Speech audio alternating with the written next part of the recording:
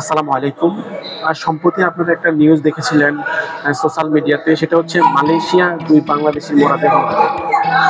Malaysia এলাকা মালেক্কা রাজ্য একটি ভাড়া বাড়ি থেকে ২ বাংলাদেশি যুবকের মৃতদেহ উদ্ধার করা হয়েছে মঙ্গলবার ১৪ অক্টোবর সন্ধ্যায়।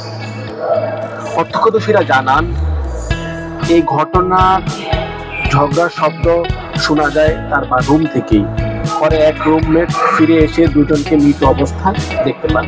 স্থানীয়রা জানান, একজন আরেকজনকে রক্তাক্ত অবস্থায় রান্না করে এবং অপরজনকে ঘরের ভেতরে ফাঁস দিয়ে গলায় দড়ি দিয়ে অবস্থায় পাওয়া গেছে। তারা দুজনে নির্মাণ কাজে যুক্ত ছিল।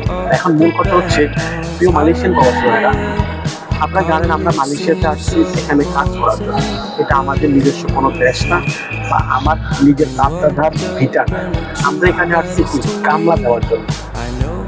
এখন এই ঘটনাটা কি জন্য ঘটছে বা কেন ঘটছে, এক বাংলাদেশি আরেক বাংলাদেশিকে আঘাত করার কারণটা কি?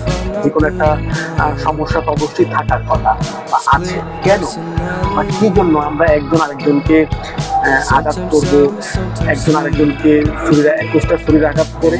আমরা পরবর্তী একটা নিউজ দেখেছিলাম যে 21টা ছুরির আঘাত করার পরবর্তীতে উনি ফাঁসি দিয়েছে, গলায় ফাঁসি দিয়েছে। কিন্তু কেন? কারণ এখন বিস্তারিত যদি বলতে যাই, ভাই এখানে আমরা আসছি কাজ করার জন্য। আমরা কাজ করি, আমরা আর্ন করে নিজের টাকা এদেশে ইনকাম করে নিজের পরিবার এবং দেশের টাকা সচল রাখি।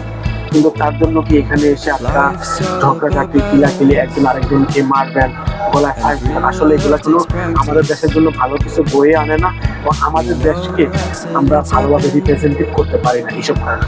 তাই যারা বর্তমানে মালয়েশিয়াতে আছেন, আপনাদেরকে উদ্দেশ্য করে বলবো, ভাই আপনাদের সমস্যা থাকতে পারে, কারণ প্রবাস লাইফে অনেকেই অনেক রকম প্রবলেম, অনেক সমস্যা থাকতে পারে।